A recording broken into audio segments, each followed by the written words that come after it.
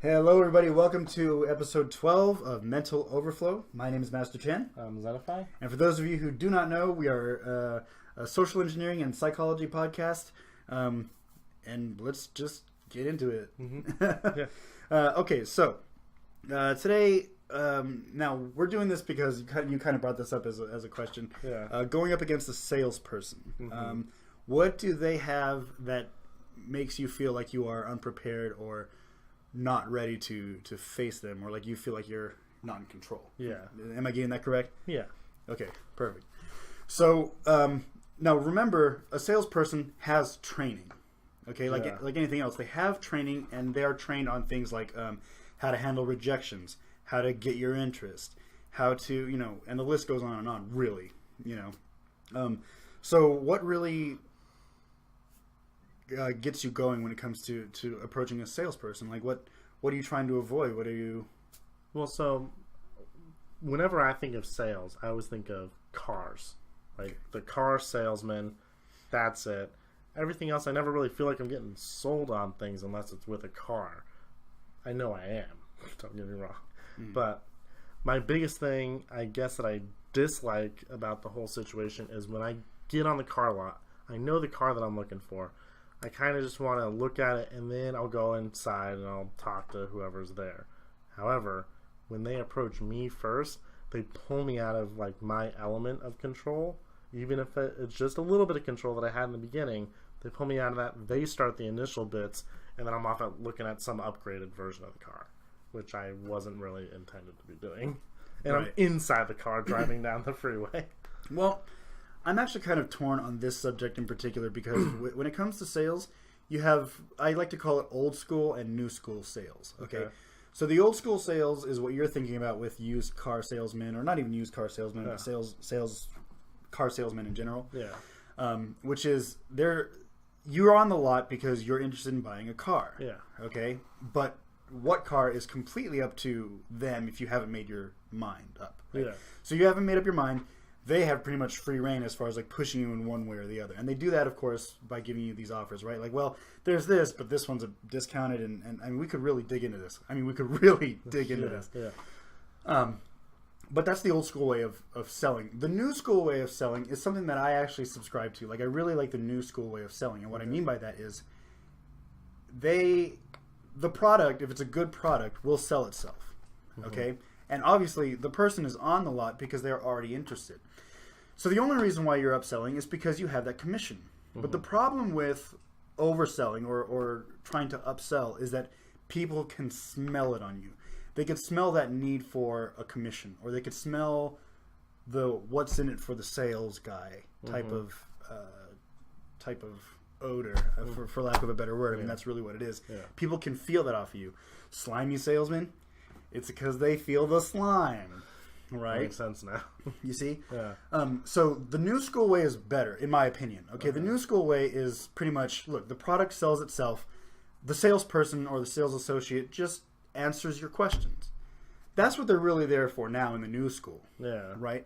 And as long as they do it genuinely, then the feeling of them working for a commission, because most salespeople do, but them working for a commission is not out there on the table. It doesn't feel like they're getting more out of it than you are. Yeah. Does that make sense? That makes sense. So, there are ways. I mean, don't get me wrong. In the old school, there are good techniques for social engineering. Okay, like for instance, you better buy now because the offer's going quick, or it's not going to be here tomorrow. That is definitely an old school technique. Yeah. You'll see a couple of things too. Like, sales isn't always about verbal selling. Like, for instance, have you ever seen on like a sales tag, right? $50. That's the sales price, or that's the price, right? Then you see a red mark through it, and then under it you see $49.99. Yeah. Okay. Well, the thing is, it's only a penny. Yeah. But psychologically, and I'm by no means the first person to bring this information out to the internet, but psychologically, people see that red line. They see the new price, and they say, "Oh my God, there's a deal here. There's a deal to be made." It's all psychological, and that's why That's why sales, social engineering, psychology. Even though we talked in the last episode how much we hate salespeople, it's so hand in hand. It's so together. So again, these are old school techniques that, while I do not like the old school salesperson, these are great techniques for social engineering. Yeah, makes sense. I'm just thinking of one store in particular where. Okay, well, don't tell me the name, but like. Oh no, I'm not telling you that. It's what kind of techniques do they use on you? Not that it's the signage thing. Everything in the store is marked down for some. It's like this is 40% off, this is 30% off, and then I can't help but think to myself that nothing is actually marked down. That's the true prices. They have inflated prices that they have imaginarily brought down so that you think you're getting a deal, but it's not actually a deal. I just feel like when the whole place is on sale, nothing's on sale. Because it's like that year round. Well, when I was in sales, I remember that, okay, so you had the wholesale price, right? Like, let's say you bought a box of t-shirts. Yeah. And let's say in that box of t-shirts, you have 25 t-shirts. You bought them at cost, which was like, let's say $10. Mm-hmm. I was taught that you take your cost and your retail price would be that cost times 1.5% or 150% markup. Mm-hmm. No, I'm sorry, not 150. Whatever it is, it's the total cost plus it's times 1.5. So it's basically cost and a half on top. That's what your markup would be. So for instance, a shirt is $10. You sell it for $25, giving you a $15 profit. Yeah. Okay. Now, what does that do for you? Well, yeah, if you sell it for $25, then you make your money. Yeah. But it also gives you the freedom to move your price to make it look like a sale. Yeah. It's all about perception, right? So yeah, the price is $25, but I'm going to take my red marker, slash it down to, let's say, $20. Well, that's still double what I paid for it as a wholesale. Yeah, yeah. So you think you're getting a deal. I know I'm getting a deal. Yeah. And that's where the difference. You see what I'm saying? Yeah. So, not all sales techniques are social engineering verbally. Mm-hmm. Okay, social engineering is also about perception, right? What's another technique in social engineering? Hard hat clipboard gets you in the door. Oh, yeah. Right? Physical, same thing with sales. I didn't tell you anything. You saw the sale price. Yeah. You saw the deal. Mm. And so that's kind of like equating these two techniques, right? Totally. Another technique that you might run across when you're dealing with a salesperson is, oh, look, I only got 2 left in stock. That guy's buying one. This is going to be the last one. And I know I said it before, but it's not going to be here tomorrow. You might want to get this now while you can. Sense of urgency. Right. It's a sense of urgency. It's very like, oh, shit. Like people, and this is another psychological principle. Yeah. Works perfectly. I don't know if the microphone is picking up the click, click, click of the pen. But there's a psychological principle that people just don't like missing out on things. They don't like to feel like they've lost. They don't like to feel like they've missed out on the big thing or the trendy thing. It's you could attribute that all to the end of 2017 in cryptocurrency. Right, exactly. Look at that. Yeah. I mean, to bring in another tech field, yeah, the cryptocurrency, like, and people just literally using their second mortgage. It's ridiculous. Yeah. To buy that cryptocurrency. Yeah, that's another topic. It is another topic, but it's related. Yeah. It's related. So that's, that's an interesting point of view. Okay. So, do you have any other sales techniques that might have been used against you that need some explaining? Probably, I'm attributing this to when I bought my actual car, the awkward silence portion of it all. Ooh, yeah. So, the awkward silence, it's now one thing that I'll say here is that it's only awkward if you make it awkward. The awkward silence is all in your head. Yeah. And especially when you're dealing with a salesperson, they know what's on the table. They know what's in their back pocket. So the awkward silence is only awkward if you make it awkward. So I'm guessing that when there was that awkward silence, you felt like there was a need to explain yourself a little bit more, like maybe what you're looking for in a car. I think, yeah, well, not that. I think it was when we were actually doing the offers and like when I was asking, this is how much I want to do it for. I think what he was getting at was he was asking about my financial situation, which was perfectly fine. I could have bought a more expensive car even, but I was trying to come down and down and down and down.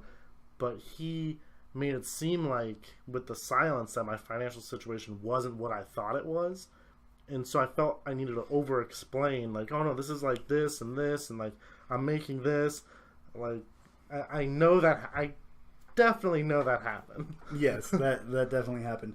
Another thing that's kind of related is, you'll notice that when they do offers with you, they'll give you an offer.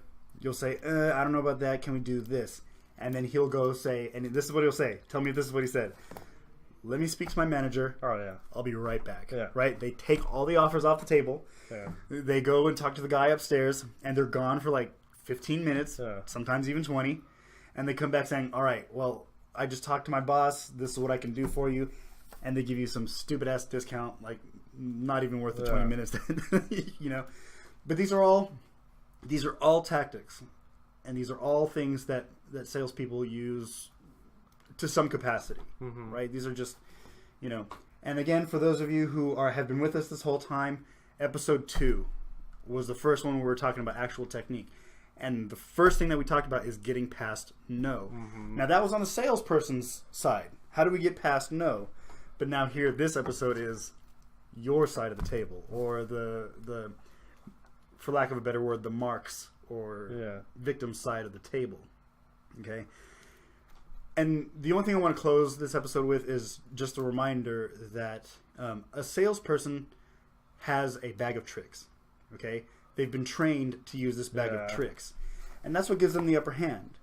Is that unless you are in sales or unless you know these techniques, you're going in there kind of blind with no tools, while the salesperson has all these tools to their disposal. Basically, if you're dealing with a professional and you're not the professional in this field, you're not going to beat them per se. Exactly. It's like they will unleash their whole arsenal of and they have the time. I mean, like, they get paid to talk to you. That's so true. So it's not like they have anywhere to go. You know. So a lot of their job is just paperwork and talking. Actually, that's all of it. Yeah, exactly. So anyway, that's all I've got for everybody today. Please like and subscribe us if you like what we do here and what we're trying to share with you guys. Zenify, do you have anything else to say? Nope. Unless you wanted to mention, did you mention our Twitter handles? No. So I'm at Chenbox, CHENB0X. And I'm Zenify_EXE. And this channel is at Mental Overflow. So check us out. Watch all the other videos if you haven't already. Like I said before, please like and subscribe. We are recording from the Sin Shop in Las Vegas. See you later. Thanks.